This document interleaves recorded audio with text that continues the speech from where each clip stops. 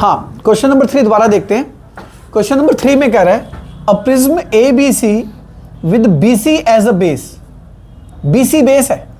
अब जैसे एक प्रिज्म होता है ना बच्चों, उसमें आप एक बेस लेते हैं। कह रहे हैं जो BC है वो बेस है। इधर देखो, ये रहा बेस BC। अब प्रिज्म को उल्टा कर दिया, ये रहा बेस BC। प्रिज्म को ऐसे कर दिया, ये रहा बेस। अब बेस को जरा ध्यान से देखते रहो। अब बेस देख पा रहे बच्चे? यहां तक बात समझ में आ गई?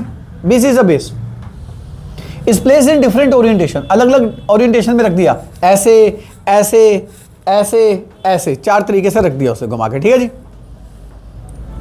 अ narrow beam of white light is incident on a prism. कह रहे व्हाइट लाइट इस प्रिज्म पे आ रही है, उसने दिखाया है, ये देखिए लाइट आ रही है, लाइट आ रही है, लाइट आ रही है, लाइट आ रही है। In which of the following case, कह रहे इनमें से कौन से केस में, कह रहे इनमें से कौन से केस में आफ्टर डिस्पर्जन, डिस्पर्जन के बाद, क्योंकि जब लाइट अंदर जाएगी तो अपने कंपोनेंट में स्प्लिट करती है, अपने कंपोनेंट में स्प्लिट करती है, उसको डिस्पर्जन कहते हैं। कह रहे after dispersion the third colour from the top, third colour from the top correspond to the colour of the sky. अब देखो इसने क्वेश्चन को घुमाया कैसे। आप इस क्वेश्चन की डेप्थ देखो, इसने आपको बड़े तरीके से घुमाया है। पता क्या कह रहा है वो? कह रहा है after the dispersion the third colour from the top. बच्चा ये बात समझ ही नहीं पाता, third colour from the top. और फिर कह रहा है correspond to the colour of sky. अब कलर ऑफ स्काई क्या होता है? यानी कि कुछ ये ब्लू कलर की बात कहना चाह रहा है, कुछ ये किसकी बात कहना चाह रहा है? ब्लू कलर की बात कहना चाह रहा है। पर एक छोड़ो इस क्वेश्चन को, पहले हम एक कंसेप्ट करते हैं। अगर ये बेस होता है और व्हाइट लाइट ऐसे आती है, और जब वो अपने कंपोनेंट में स्प्लिट करती है, ऐसे ऐसे अपने कंपोनेंट में स्प्लिट करती है ना बच्चे, और जब वो बाहर निकलती है, आप जानती हैं व्हाइट लाइट में जो विबग्योर होता है, रेड की वेवलेंथ मैक्सिमम होती है और वायलेट की वेवलेंथ मिनिमम होती है। और जिसकी वेवलेंथ मिनिमम होती है वो मैक्सिमम स्कैटर होता है, मैक्सिमम डेविएट होता है। ठीक है जी। और आप बताओ, अगर मैं इसमें विबग्योर बनाऊंगा तो वी नीचे आएगा, बी जी विबग्योर, GYOR, तो ये पैटर्न रहेगा। तो रेड कलर ऊपर रहेगा, वायलेट कलर नीचे रहेगा, क्योंकि जिसकी वेवलेंथ कम है उसकी स्कैटरिंग ज़्यादा होती है, वो ज़्यादा एंगल पे जाता है, बेंड होता है। ये बात क्लियर है? अब वो कह रहा है कि डिस्पर्जन के बाद third colour from the top, third colour from the top, यानी कि हमें ब्लू कलर को देखना ऊपर से कहाँ दिखेगा। आप जरा इसमें देखिए, जब ये लाइट यूं जाएगी तो कितने कलर में टूटेगी? 1 2 3 4 5 6 7 बाहर निकलेगा, तो नीचे VIBGYOR, तो ऊपर रेड होगा, नीचे क्या होगा? तो ऊपर पहला, दूसरा, तीसरा, तीसरा कलर कौन सा है? येलो। मुझे टॉप से तीसरा कलर कौन सा चाहिए? मुझे ब्लू चाहिए। तो A answer is wrong, A answer is wrong. आप जरा बी को देखिए, इस डायग्राम को देखिए। डायग्राम 1 मेरा आंसर नहीं है, डायग्राम 2 में आ जाइए। अब प्रिज्म को कर दिया उल्टा। अब ध्यान से देखो, प्रिज्म को कर दिया उल्टा, तो जब लाइट स्कैटर होगी, तो लाइट जब स्कैटर होगी, जब बाहर निकलेगी ऐसे, तो अब बताओ बेस की तरफ वायलेट होता है, बेस की तरफ कौन सा होता है? तो ये रहा बेस, तो यानी कि VIBGYOR, ऐसे स्कैटरिंग होगी। मेरी बात समझ में आई? बेस की तरफ जाता है ना वायलेट, वायलेट किसकी तरफ जाएगा?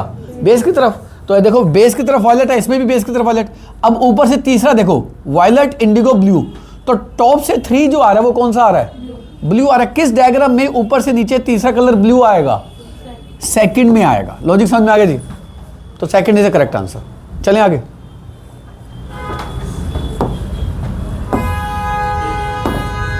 अच्छा, पेज ही खत्म हो गया।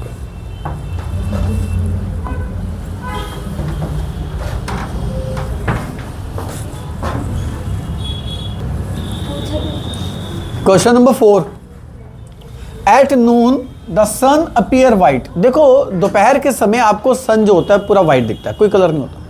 कारण ये होता है कि जब आप नून टाइम होता है तो सन आपके ठीक ऊपर होता है, डिस्टेंस कम होता है, डिस्टेंस कम होता है, ज़्यादा होता है, बहुत कम होता है, तो वो वाइट। अब शाम के समय क्या होता है? ये होराइजन पे होता है, तो उसमें ब्लू कलर तो स्कैटर हो जाता है, तो आप तक कौन सा कलर पहुंच जाता है? रेड। तो कह रहा है व्हाइट क्यों दिखता है? लाइट इज लीस्ट स्कैटर्ड, क्योंकि जब लाइट यहां से यहां आएगी तो लाइट ज्यादा स्कैटर हो ही नहीं पाएगी, डिस्टेंस क्या है? कम। और जो भी स्कैटर होंगे ऑलमोस्ट बराबर एक्सटेंट तक होंगे, जितने भी कलर अगर स्कैटर होंगे भी they will scatter to same extent. ठीक है जी, तो answer is the light is least scattered, तभी वो व्हाइट दिखता है। ये क्वेश्चन थ्योरी में भी आ सकता है, ये क्वेश्चन सेम आपको थ्योरी में भी आ सकता है कि भी दोपहर के समय वो व्हाइट क्यों दिखता है। आंसर लिख दोगे? Which of the following phenomena of light are involved in the formation of rainbow? देखो जब रेनबो होता है, आप जानते हैं रेनबो में जो वाटर ड्रॉपलेट होती है, वाटर ड्रॉपलेट, और उस पर जब सनलाइट आती है सबसे पहले लाइट बेंड होगी, bending of light is known as refraction, refraction. फिर लाइट डिस्पर्स होगी, फिर वहां से इंटरनली रिफ्लेक्ट होगी, उसको क्या कहते हैं? Internal reflection. तो सबसे पहले क्या देखने को मिला आपको? रिफ्रैक्शन, रिफ्रैक्शन, मतलब ए ऑप्शन और डी ऑप्शन तो कैट होगी, रिफ्रैक्शन होगा। रिफ्रैक्शन के बाद क्या हो रहा है? डिस्पर्जन, डिस्पर्जन, यानी कि बी और सी कंफर्म हो गया। फिर टोटल इंटरनल रिफ्लेक्शन या internal reflection, answer is internal reflection. Total internal reflection का मतलब होता है लाइट अंदर ही अंदर बेंड होती रहेगी, रिफ्लेक्ट होती रहेगी, जैसे डायमंड में होता है, लाइट बाहर तो आ गई ना, ठीक है जी, तो इंटरनल रिफ्लेक्शन, तो C is right answer. Next, sixth, twinkling of star is due to. अब ट्विंकलिंग ऑफ स्टार, जब स्टार ट्विंकल करते हैं तो उसका आंसर क्या होता है? जब लाइट एंटर करती है हमारे एटमॉस्फेयर में, हमारे एटमॉस्फेयर में डिफरेंट टेम्परेचर जोन्स होती हैं, डिफरेंट टेम्परेचर जोन होने की वजह से अलग अलग जोन का रिफ्रैक्टिव इंडेक्स डिफरेंट हो जाता है। डिफरेंट रिफ्रैक्टिव इंडेक्स होने की वजह से लाइट हल्के हल्के एंगल तक बेंड होती रहती है, एटमॉस्फेरिक रिफ्रैक्शन कहते हैं इसको। क्या कहते हैं? Bending of light is refraction, पर रिफ्रैक्शन कौन कर रहा है? एटमॉस्फेयर कर रहा है, तो इसको क्या कहते हैं? Atmospheric refraction. बाकी देखते हैं कहने का चाह रही है। Twinkling of star is due to refraction of light, बिल्कुल ठीक है, बाय डिफरेंट लेयर, बिल्कुल ठीक है, ऑफ वेरिंग रिफ्रैक्टिव इंडेक्स। सही कह रहा है, गलत कह रहा है? यही आंसर है, क्योंकि अलग अलग टेम्परेचर से अलग अलग रिफ्रैक्टिव इंडेक्स हो जाता है डिफरेंट जोन का, लाइट अलग अलग एंगल तक बेंड होती रहती है, फिर हमारी आंखों को लगता है लाइट स्ट्रेट आ रही है तो वो ट्विंकलिंग करता रहता है, और एक्चुअल पोजीशन स्टार की हमारे एक्चुअल नॉर्मल से ऊपर ही होती है, एपरेंट पोजीशन एक्चुअल से ऊपर ही दिखती है आपको। नोट्स में है, इसको चेक कर सकते हो। नेक्स्ट क्वेश्चन देखिएगा,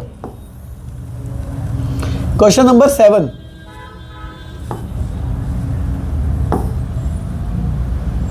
question number 7,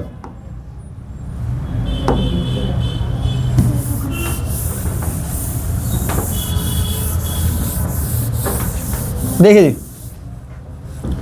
the clear sky appears blue. लो जी, आसमान हमें नीला क्यों दिखता है? क्या पढ़ा था थ्योरी में? जब लाइट एंटर करती है हमारे एटमॉस्फेयर में तो जो ब्लू कलर होता है वो स्कैटर हो जाता है, तो ब्लू कलर की स्कैटरिंग से हमें आसमान भी हमें क्या दिखता है? ब्लू।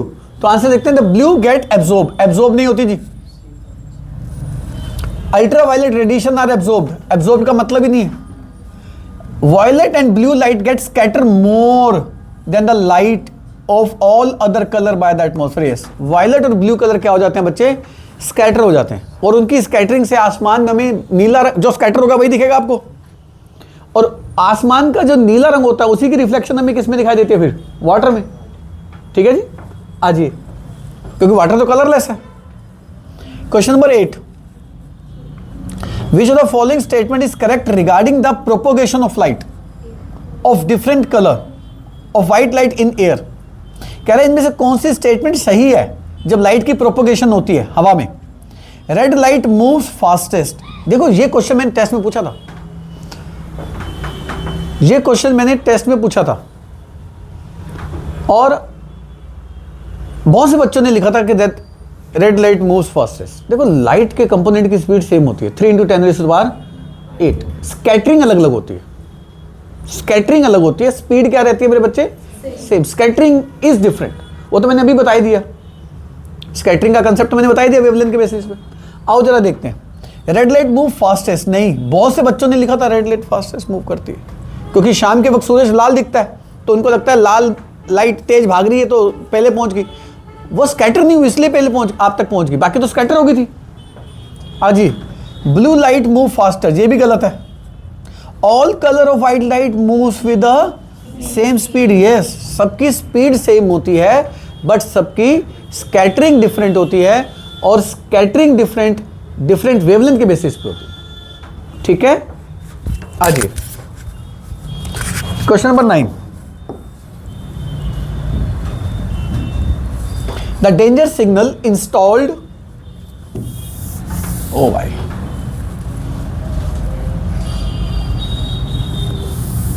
हाँ जी,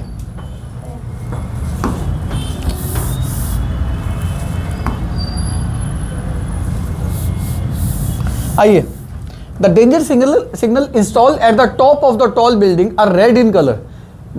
आपको पता ही है ज़्यादातर जो सिग्नल्स होते हैं वो रेड कलर के होते हैं।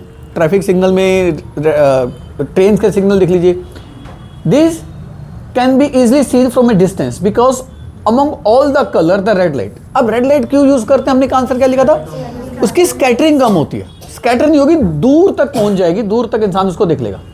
बाकी व्हाइट लाइट होगी, सॉरी ब्लू होगा, उसको फोग स्कैटर कर देगी, पहुंच ही नहीं पाएगा, लॉन्ग द डिस्टेंस ट्रांसमिशन ही नहीं हो पाएगा। आंसर रेड कलर क्यों लेते हैं, scattered least by the smoke और द फोग, स्कैटर ही नहीं होगा, दूर तक पहुंच जाएगा। लॉजिक क्लियर हो गया। क्वेश्चन नंबर 10, आइए, which are the following phenomena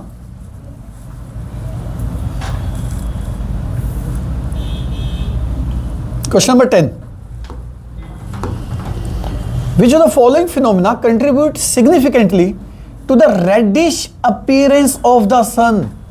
अब कह रहा है कि इनमें से कौन सा ऐसा फिनोमिना है जिसकी वजह से सन आपको रेड दिखता है सनराइज और सनसेट के दौरान। आओ देखते हैं, अभी मैंने आपको बता ही दिया था। डिस्पर्जन नहीं, स्कैटरिंग, बताओ स्कैटरिंग, क्योंकि सारे कंपोनेंट स्कैटर हो जाते हैं, क्योंकि सनसेट या सनराइज के दौरान होराइजन होता है, लॉन्गर डिस्टेंस होता है, सन की रेस डेंसर मीडियम से आती हैं, छोटे छोटे कंपोनेंट स्कैटर हो जाते हैं, लाइक ब्लू, वायलेट, इंडिगो। कौन सा कंपोनेंट पहुंचता है, रेड, तो रेड या ऑरेंजिश। ठीक है जी, तो आंसर इज स्कैटरिंग। क्लियर है बच्चे?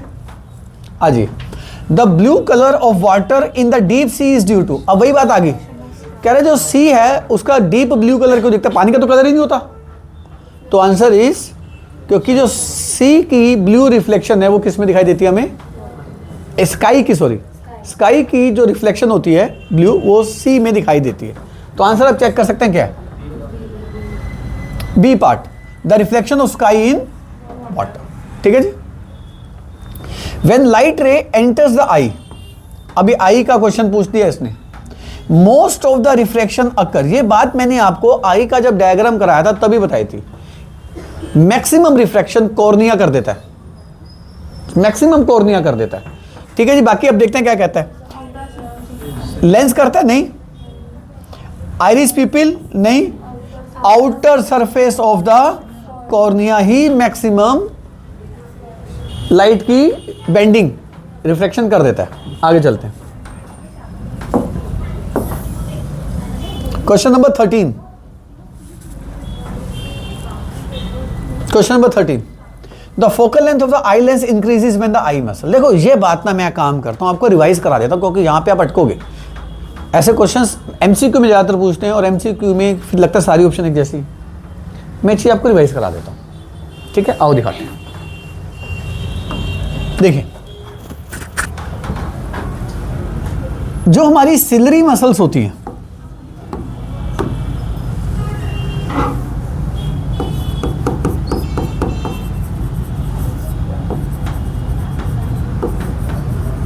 जो हमारी सिलरी मसल्स होती हैं, ये रिलैक्स और कॉन्ट्रैक्ट होती है। ठीक है, इनकी रिलैक्सेशन और इनकी कॉन्ट्रैक्शन से हमारी आई की फोकल लेंथ चेंज होती है। ठीक है, इसको हम अकोमोडेशन ऑफ आई कहते हैं। सिलरी मसल्स रिलैक्स या कॉन्ट्रैक्ट पे क्या बिहेव करती हैं, जरा देखते हैं। अब जैसे मान लो मेरे पास एक बैलून है, बैलून मैंने फुलाया हुआ है, इस लेंथ का बैलून है। अगर मैं अपने हाथों को पीछे करूं, ऐसे ऐसे करूं, तो बताओ बैलून पतला हो जाएगा, मोटा हो जाएगा? तो रिलैक्स, आप रिलैक्स करते हैं, हाथों को पीछे करते हैं ना, रिलैक्स हो रहे हैं। तो आप ऐसे याद कर लो, जब रिलैक्स होते हैं, ये रिलैक्स करना है, दिस इज रिलैक्सेशन ना। तो सिलरी मसल जब रिलैक्स होती हैं, ऐसे पीछे की तरफ जाती हैं, रिलैक्स होती हैं, तो वो जो लेंस होता है उसको क्या कर देती हैं, थिनर कर देती है। क्या कर देती हैं, थिनर। तो एक बात याद रख लो, relaxation means lens becomes thinner. लो जी, सबसे पहली बात, थिनर लेंस हो जाएगा। इससे ही काफी चीजें निकाल लोगे आप, क्योंकि सारा उल्टा करना है उधर, सारा उल्टा करना है उधर। अब जो लेंस थिनर हो गया, अब देखो ना, अब देखो इसको अगर आप प्लॉट करोगे, इसका सर्कल प्लॉट करोगे ऐसे, कितना बड़ा सर्कल बन जाएगा। तो आप बताओ फोकल लेंथ इससे बढ़ गई, कम होगी? फोकल लेंथ तो बढ़ गई भाई, अच्छी खासी बढ़ गई। ठीक है, तो रिलैक्सेशन से थिनर हो गया।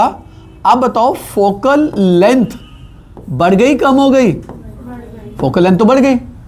अब फोकल लेंथ बढ़ने का मतलब है focal length and power are inversely proportional to each other, so power decrease हो गई, पावर डिक्रीज हो गई।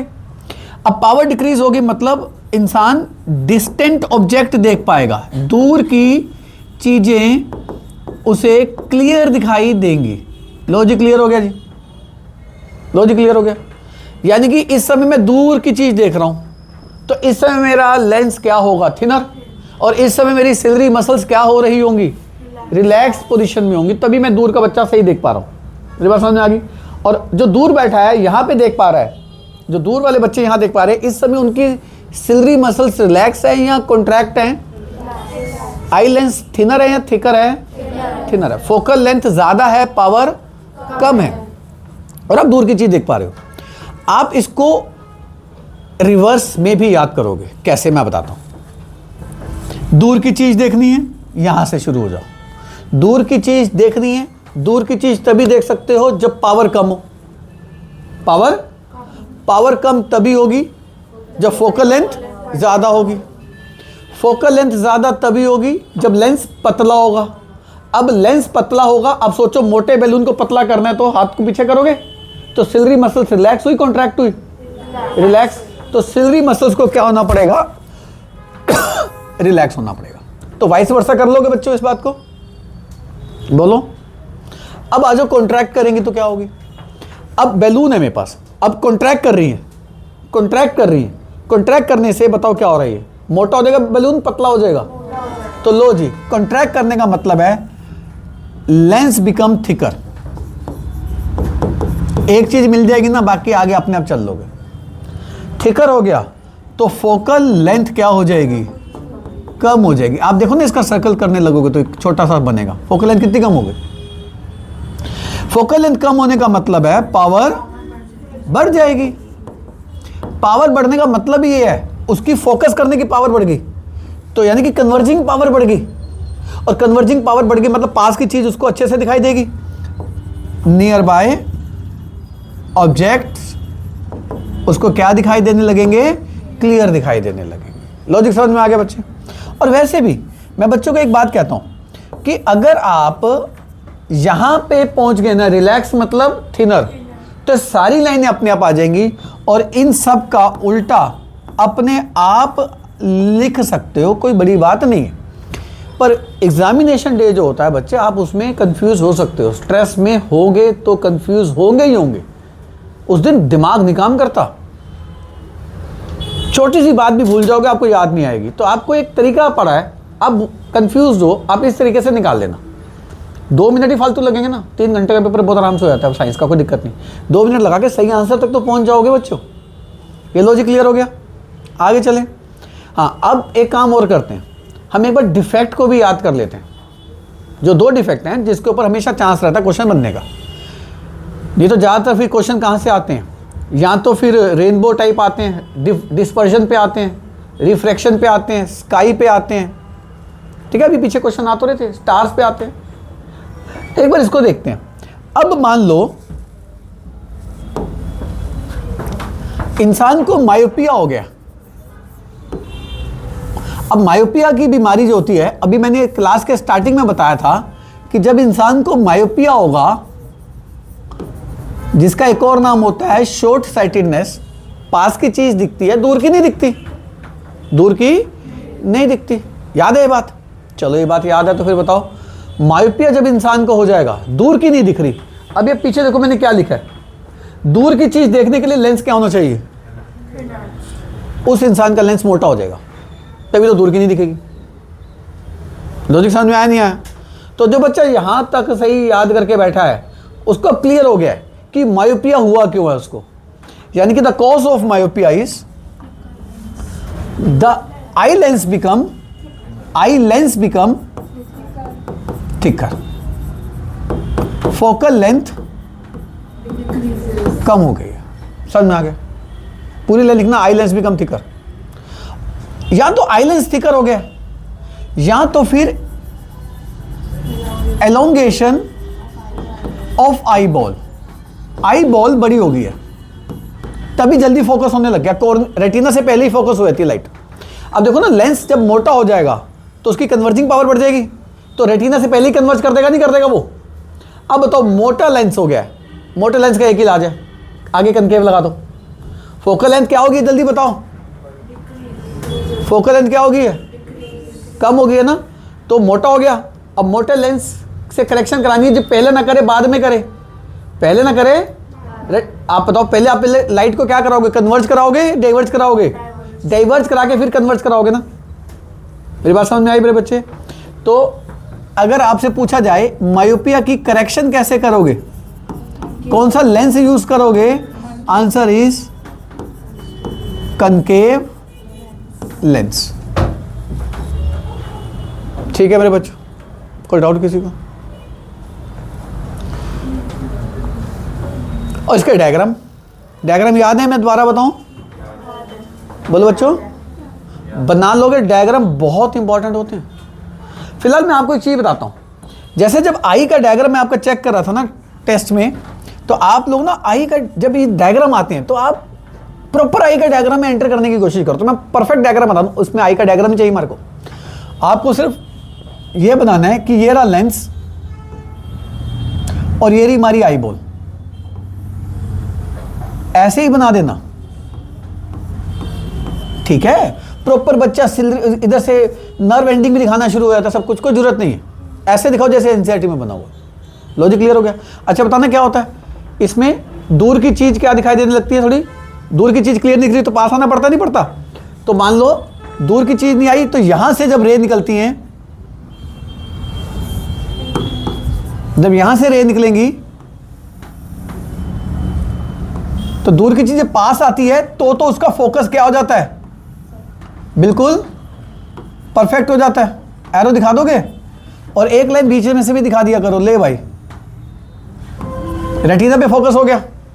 पर हमें रेस को कहां से लाना था बताओ, रेस को कहां से लाना था, इन्फिनिटी से। तो जब रेस इन्फिनिटी से आई, अब बताओ लेंस क्या हो चुका है, मोटा हो चुका है, कन्वर्जिंग पावर क्या होगी इसकी, बढ़ गई है। कन्वर्जिंग पावर बढ़ गई यानी कि पहले ही फोकस कर देगा, नहीं कर देगा, ये यहां पे कर देगा, और करना कहां था इसको, रेटिना पे। तो ये एरो बना दोगे एरो? एरो नहीं बना रहे बच्चे आप लोग जब टेस्ट ले रहा हूं। और इसकी करेक्शन कैसे करेंगे, अभी कन्वर्ज पहले कर रहा है, तो सेम आप लेंस बनाओ, आई बॉल दिखाओ,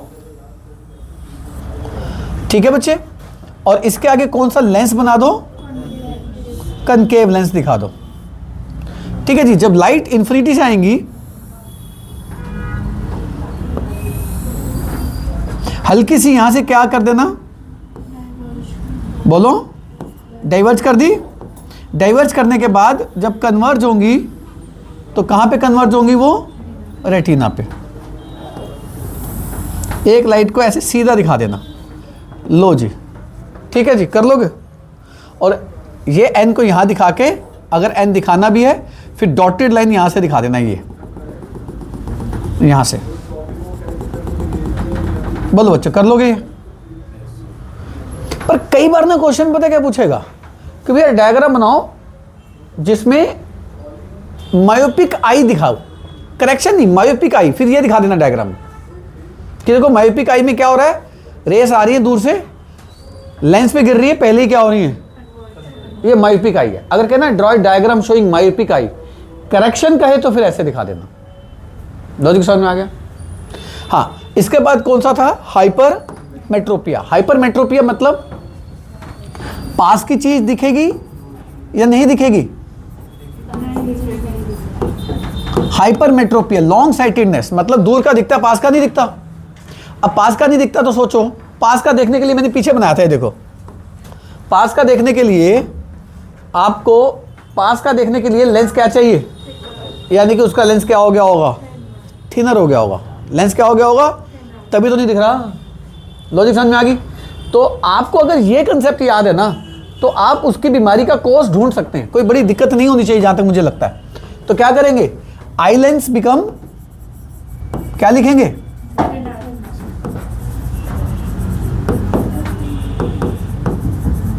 या आई बॉल छोटी हो जाए तभी रेटिना से पीछे होगी।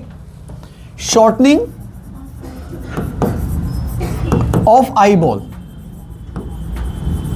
ठीक है जी, दो कारण हो गए। अब जब इसका डायग्राम बनाएंगे तो क्या करेंगे? आ जाओ।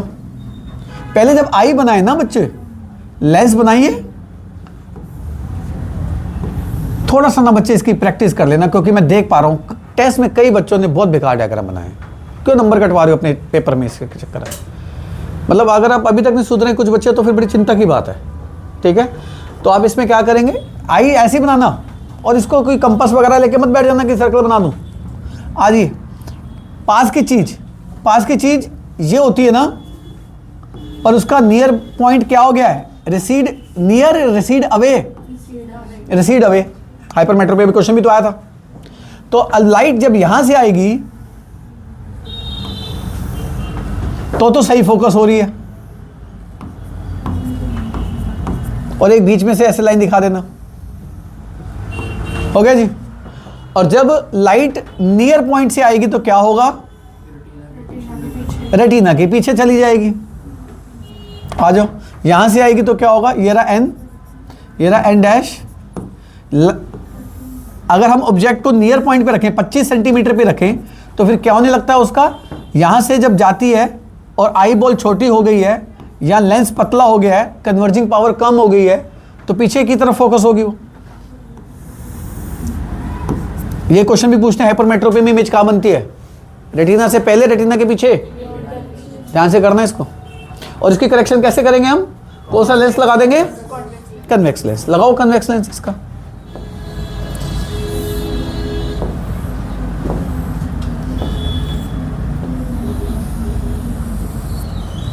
हमने नियर पॉइंट से लाइट को लेके आना है, पर हम इसके आगे कौन सा लेंस लगा देंगे? कन्वेक्स लेंस लगा देंगे, कि जब नियर पॉइंट से रेस आए, पहले थोड़ी ये कन्वर्ज कर दे और बाकी फिर ये कन्वर्ज कर दे। पर प्लीज लाइन स्केल से बनाना, प्रॉपर, हाथ से मत बनाना। क्योंकि एक और गलती मैं देख रहा था आपके टेस्ट में, बच्चे हाथ से लाइन बना रहे हैं, वो काम मत करना। मैं तो यहाँ पे स्केल नहीं है इसलिए मैं इसको ऐसे बनानी पड़ रही है, तो आप प्रॉपर स्केल से बनाना, प्रैक्टिस करोगे तो बन जाएगी। और यहाँ पे एन डैश है, ये ऐसे डॉटेड दिखा देना। कर लोगे बच्चों? डायग्राम बना लोगे 3? चलें आगे देखें अब एनसीईआरटी क्या करा रही है। आ जाओ।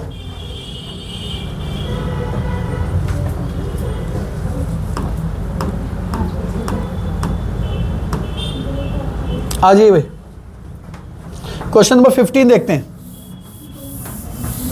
Question number 15, draw ray diagram each of the following myopic eye and hypermetropic eye. अब आप समझ गए इसमें क्या कह रहा है, कौन सा डायग्राम बनाना है? सिर्फ आपको वो डायग्राम बनाना है मायोपिक आई का, और करेक्शन वाला नहीं, करेक्शन वाला नहीं।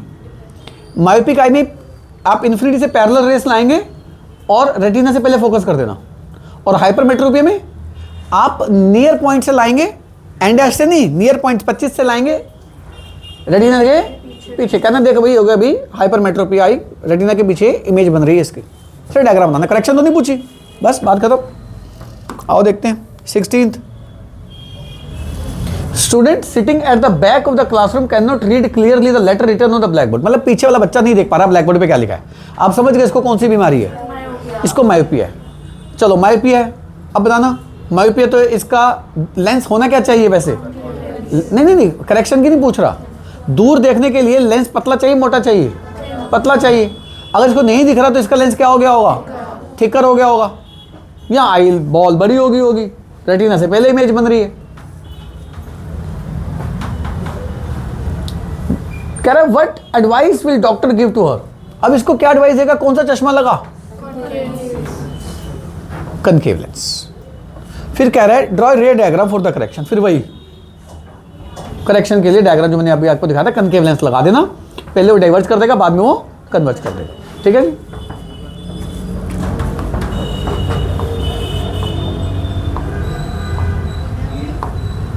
आ जाओ क्वेश्चन नंबर 18।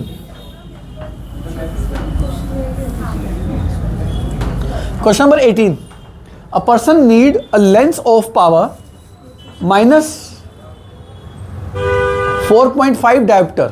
ठीक है जी। अब बताओ जी, पावर माइनस है, पावर माइनस है मेरे बच्चों।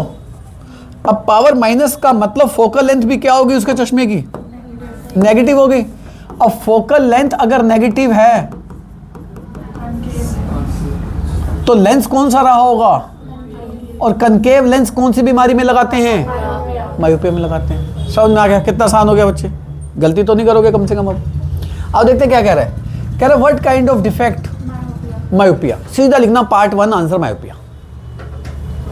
What is the focal length of the corrective lens. अब पावर दे रखी है, रेसिप्रोकल लेना है, क्या निकल जाएगी, फोकल लेंथ की यूनिट मीटर में होगी। What is the nature of the corrective lens, the corrective lens should be concave lens. कितना आसान क्वेश्चन है, 3 नंबर का क्वेश्चन आया होगा बोर्ड में, आया होगा तो। How will you use 2 identical prism so that narrow beam of white light incident on one prism emerged out of the second prism as white light। आपको याद है मैंने ऐसे केस कराया था, एक प्रिज्म को यूं रखो और दूसरे प्रिज्म को ऐसे उल्टा रखो, तो फिर लाइट कैसे निकलती है, पैरेलल हो जाती है। तो ये वही केस है, नोट्स पे से कर लेना, ग्लास स्लैब की तरह एक्ट करने लगती है ये। चलिए, या क्वेश्चन आया हुआ बोर्ड में, कर जाना बच्चों, इसकी प्रैक्टिस रे डायग्राम की प्रॉपर तरीके से करना। Question number 20, draw ray diagram showing, अरे यार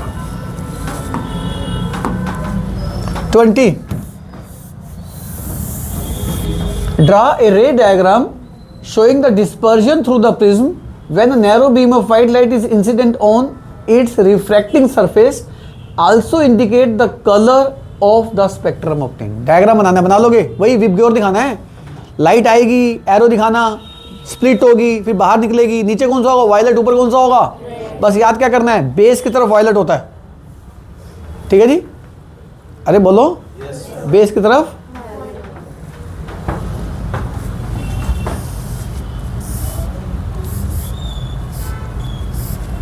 हाँ जी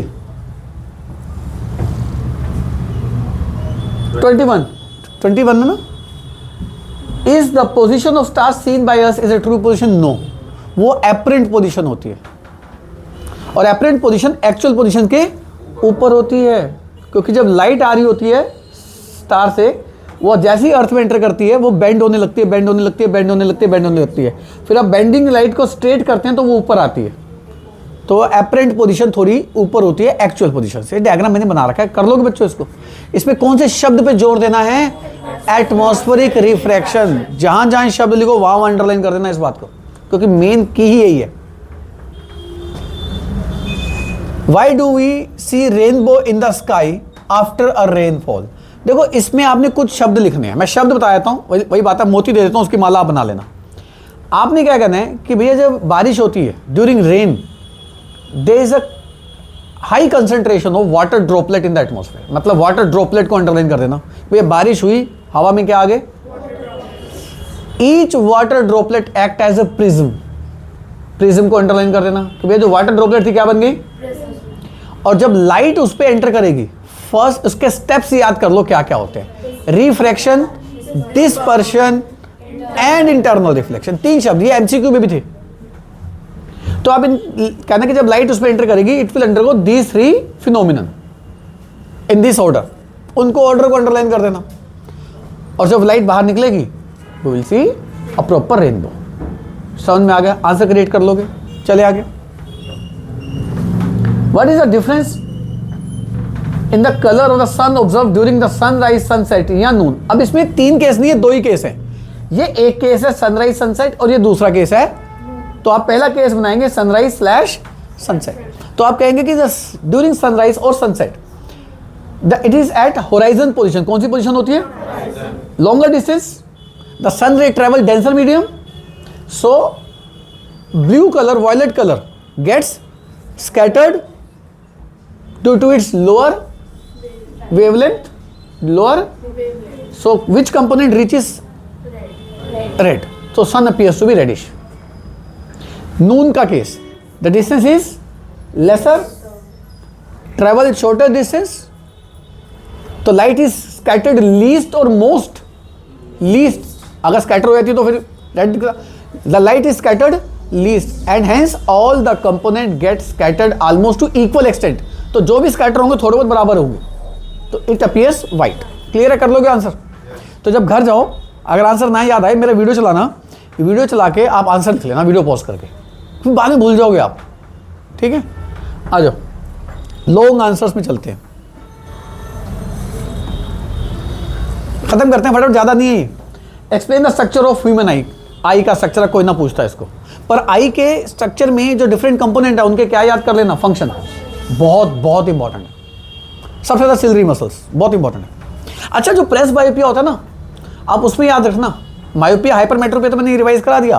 प्रेस बायोपिया में आप ये लिखना कि सिलरी मसल्स जो होती हैं वो वीकर हो, वीकनिंग ऑफ सिलरी मसल्स। और दूसरा जो आई लेंस होता है उसकी फ्लेक्सिबिलिटी डिमिनिश्ड हो जाती है। मान लो सिलरी मसल्स ठीक हैं, वो कॉन्ट्रैक्ट रिलैक्स सही कर रही हैं, पर लेंस जो है वो कह रहा है मैं मोटा पतला नहीं होऊंगा, तो इसकी फ्लेक्सिबिलिटी डिमिनिश्ड हो गई है, कम हो गई है। तो प्रेस बायोपिया के कितने कॉज लिखना आप? 2। पहला weakening of ciliary muscles, second diminishing of flexibility of eye lens. ये 2 होते हैं। कई बार ये कॉज दे देते हैं, कहते हैं बीमारी क्या है, और फिर आगे एक लाइन लिख देना ना, and hence person can not see near by object distinctly, उसको पास की चीज सही दिखाई नहीं देती। तो अगर आपको प्रेस बायोपिया की करेक्शन है ना डायग्राम से, ध्यान रखना इस बात की, टेस्ट में आपने बहुत बच्चों ने गलती करी थी, एक बच्चे ने सिर्फ सही किया था बच्चे ने। अगर आपको प्रेस बायोपिया का रे डायग्राम पूछे करेक्शन का, आप हाइपरमेट्रोपिया की करेक्शन दिखा देना। किसकी करेक्शन दिखा देना? हाइपरमेट्रोपिया में क्या दिखता है? पास की चीज। और हाइपरमेट्रोपिया में कौन सा लेंस यूज किया था आपने? कॉन्वेक्स लेंस यूज किया था, वही डायग्राम बना देना। और याद है जब मैंने टेस्ट लिया आप लोगों ने क्या लिखा कि आपसे पूछा था इस बीमारी कौन सी, आपने प्रेस बायोपिया से ही पहचान लिया कि द डिसीज इज,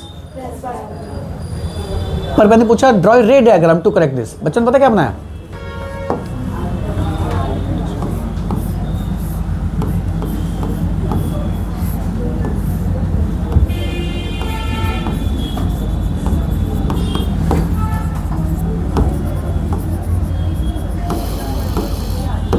ओ भाई, ये किस एंगल से रे डायग्राम है?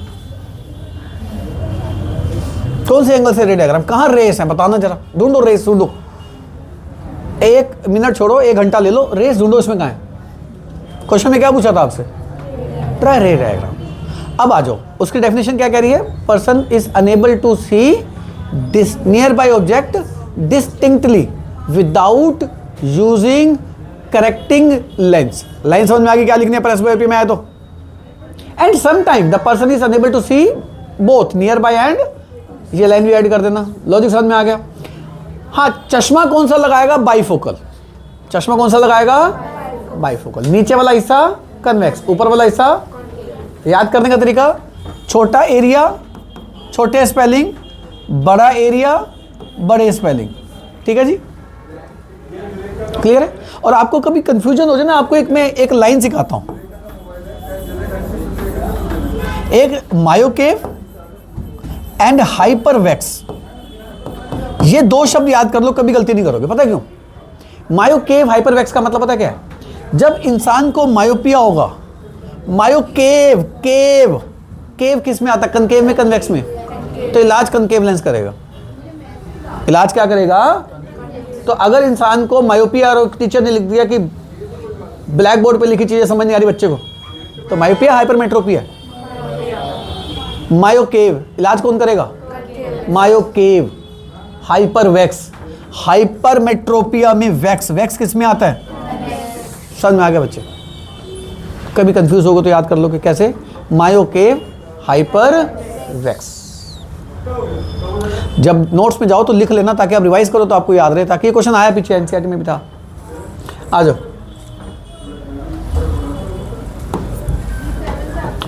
कह रहा है कि कब मायोपिक और हाइपरमेट्रोपिक, वही क्वेश्चन है। मायोपिया के कॉज लिख देने और हाइपरमेट्रोपिक के कारण लेंस का क्या होगा अभी आपको याद कराया। कह रहा है डायग्राम बनाते रहो उसका। Explain the reflection of light through triangular glass RIMS using a labelled रे diagram and hence define the angle of deviation. ये क्वेश्चन सीबीएसई में बहुत बार पूछा गया और मेरे टेस्ट में भी था, जिसमें आपको प्रिज्म बनाना था, लाइट आ रही है, इंसिडेंट रे रिफ्रैक्ट हो रही है, फिर बाहर निकल रही है, angle of emergence, angle of reflection, angle of incidence, फिर उसको आगे एक्सटेंड करते हैं, फिर इमर्जन को पीछे करते हैं, वो कटती हैं, वो जो एंगल होता है उसको क्या कहते हैं? शो करना है। परफेक्टली प्रैक्टिस करना, पक्का चांस रहता है क्वेश्चन बोर्ड में आने का। ठीक है, ये ना सोचना कि एग्जाम में प्रैक्टिस करूंगा, अभी करो, एग्जाम में सिर्फ रिवाइज करना होता है।